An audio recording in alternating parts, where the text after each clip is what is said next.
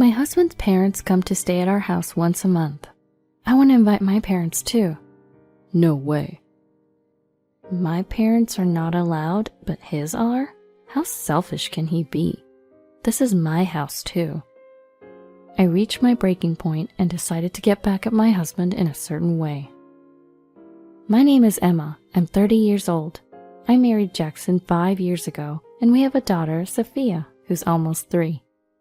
6 months ago, our dream home was completed. We moved in smoothly, and our new life began. But my mom and dad are coming again starting tomorrow. What? Again? They were here last month. That's 5 months in a row, isn't it? My husband calmly responded to my complaint. So what? We have a guest room in this house. What's the problem? But do I have to prepare everything again? Of course. Emma, you work from home, so it's like you're not working at all. Not working? Since our new house was built, my in-laws have been coming to stay once a month. I was not happy about it. At first, my husband invited them because he wanted them to see our place. I didn't mind that, but since then, it had become a regular thing for them to stay every month, and they stay for at least a week, sometimes nearly half a month. The most troublesome part of their visits is the meals. Although they're my in-laws, it's no different from having guests over. I clean the house the day before, plan the meals, and it's a lot of work. What should I make? What do I need to prepare? When I ask my husband, he just dismisses it with, anything's fine. My mother-in-law especially was picky and often left food uneaten. If they don't like the meal, my husband would complain and say, it's your fault. And it's not just the meals. I have to prepare the beds too. I'm usually only told about their visits 2 days in advance. This had been going on for about 6 months, and I was mentally exhausted. The next day, as usual, my father-in-law Richard and mother-in-law Helen arrived without resistance. Hello, Richard, Helen. Hi, Emma. Emma, is the room ready? Yes, it's ready, the usual guest room. I'm tired, so I'm gonna take a nap. Then maybe I'll watch some TV. As soon as they arrived, my in-laws started doing as they pleased. I couldn't relax. I felt uncomfortable at home, so I went to pick up Sophia a little early. I finished preparing for dinner and was about to leave when my mother-in-law, who was watching TV, came into the kitchen. Emma, I hope you're not making lasagna for dinner. That's what I'm making. You never change, do you? I hate lasagna. What? I didn't know that. But when I asked about your dislikes before, lasagna wasn't on the list. That was then. I just didn't think of it at that time. You really don't pay attention, do you? My mother-in-law made a clear face of disgust, said, just make something else, and went back to lying on the couch. What's with her? If she hated it, why didn't she tell me in advance? Why would she have to tell me right before it's ready? Making a separate dish just for her now was super inconvenient. But if I didn't do as my mother-in-law said, she'd complain to my husband and then he'd complain to me. Reluctantly, I stopped by the grocery store while picking up my daughter and bought ingredients to make a special soup just for my mother-in-law. Even when my daughter came home, my in-laws didn't show any affection for their granddaughter. Instead, they treated her rudely, saying, "Move it. Get out of the way." Grandma, will you read me this? Oh, Grandpa's busy right now. Grandma is busy too. Go away, will you? They must not find their granddaughter cute, as they ignored her even when she brought a picture book. My daughter gradually gave up on interacting with her grandparents and came to me. Mom, Grandpa and Grandma are scary. I'm sorry, Sophia. Just bear with it a little longer.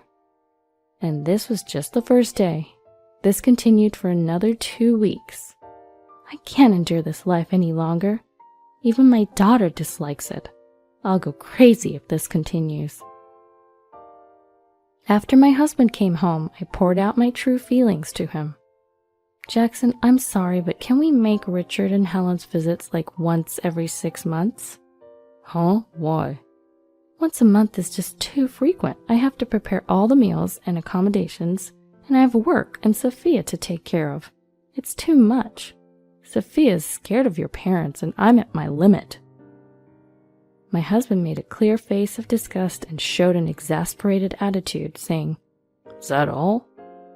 "Is that all? You don't understand how hard it is, do you? I also have to take care of Sophia." "You cook every day, so just make a little more, you know? You take care of Sophia. My parents are tired."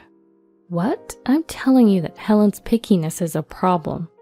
If you say so much, then you do all the housework and childcare, Jackson." "Oh, why me? I'm working outside, aren't I? That's a wife's job." "What?"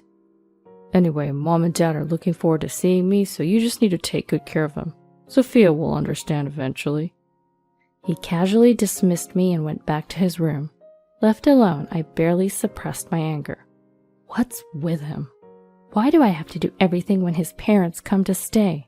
And he talks as if it's natural for me to do it.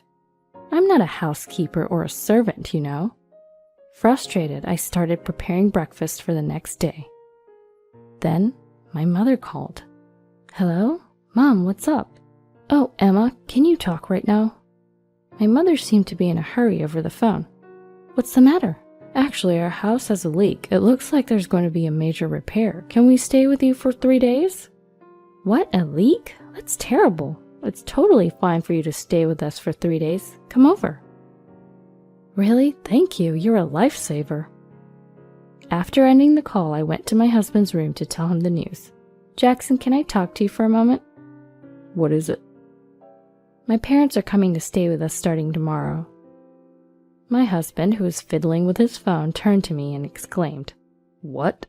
What do you mean they're coming to stay over and tomorrow?" "Their house has a leak and the repairs are going to be extensive, so I want them to stay with us for just 3 days. He always lets his own parents stay for a week, so I thought 3 days was nothing." As I was thinking this, unbelievable words came out of my husband's mouth. "Come on, give me a break. It's going to be uncomfortable and constraining, so no." What? What did he just say? Uncomfortable and constraining? Who is he to say that?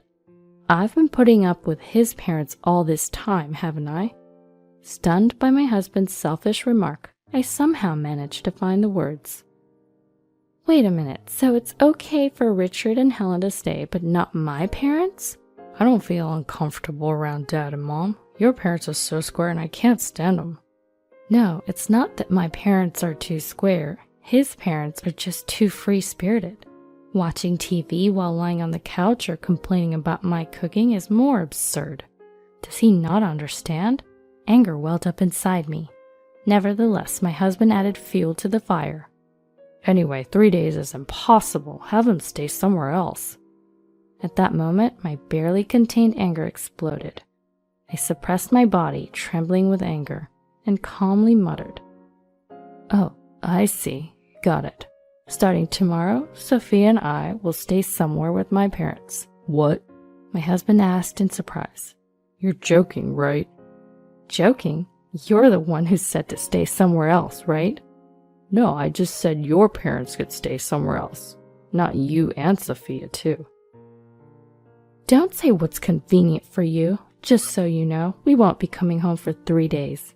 You'll have to take care of meals, baths, and laundry all by yourself." "What? You're kidding."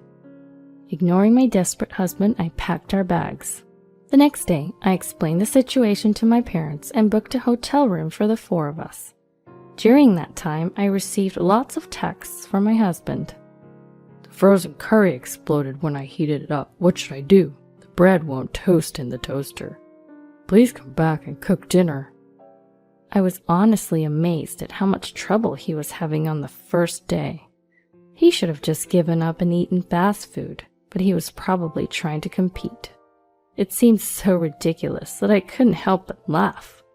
Of course, I didn't reply to his texts. He should be reflecting a bit and figure things out himself. 3 days later, after seeing my parents off, my daughter and I returned home after a long time. Depending on my husband's attitude, I might forgive him.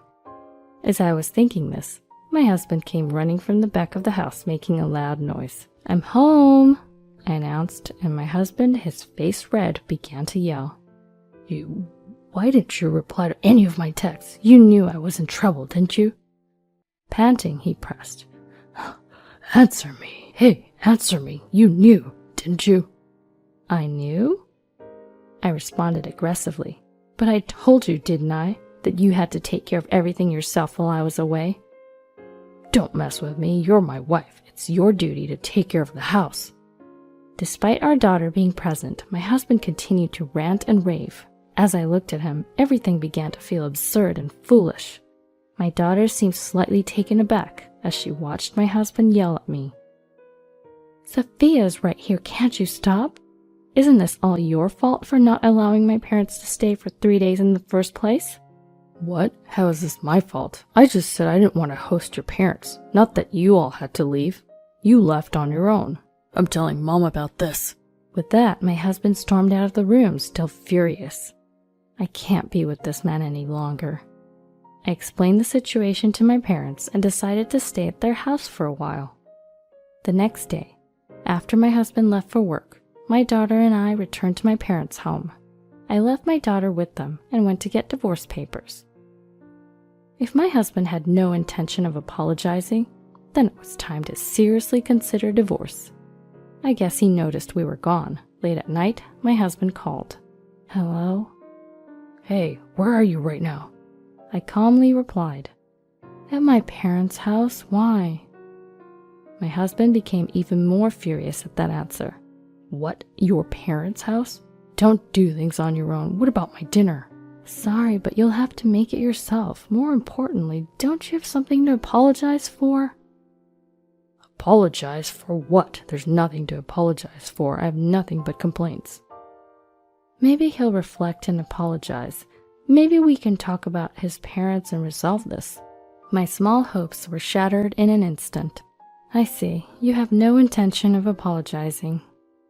Of course not. By the way, Mom and Dad are angry at you too. They're coming to lecture you tomorrow. Lecture? They say you're not devoted to me. A woman should be devoted to her family, right? They're going to educate you since you don't seem to understand. Ha ha. My husband laughed loudly, happily saying, It's your fault, you know. I bluntly told him. All right, then let's divorce. What? Divorce? You're joking, right? My husband's voice, sounding utterly dumbfounded, was clearly panicked even over the phone. Why would I joke about something like this? It's clear that we can't understand each other anymore. So let's get divorced. Don't mess with me. How did it come to this? It's all because you upset me. Why should I have to please a grown man, especially when we're married? I don't want to be a servant to you or your parents anymore. Wait, divorce is not the answer. Come on, Emma. He must not have expected me to bring up divorce. My husband was more flustered than ever.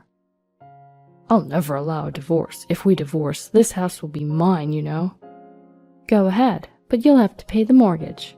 Why not live with your beloved Mom and Dad? What? Goodbye then.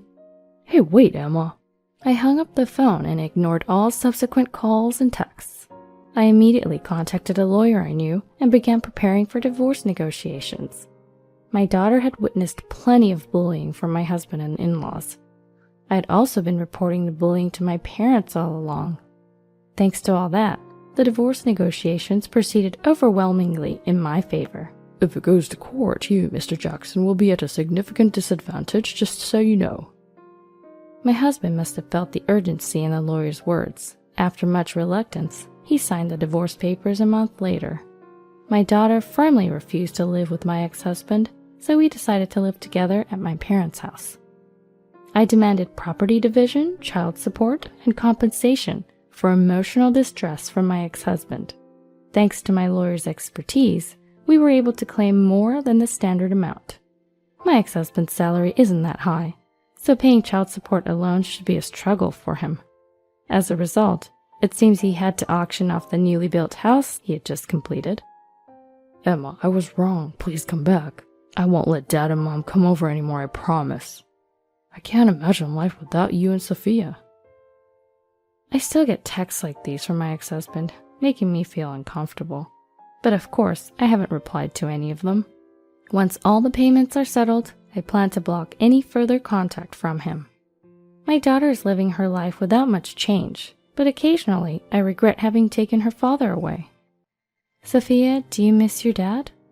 Nuh-uh. I don't like people who are mean to Mommy. I see. Thank you, Sophia. As long as I have you, Mommy, I'm fine. I'm very fortunate my daughter feels this way. And I'm confident my decision was not wrong. I'll allow myself to rely a little on my supportive parents. From now on, I'll be spending a happy life together with my daughter.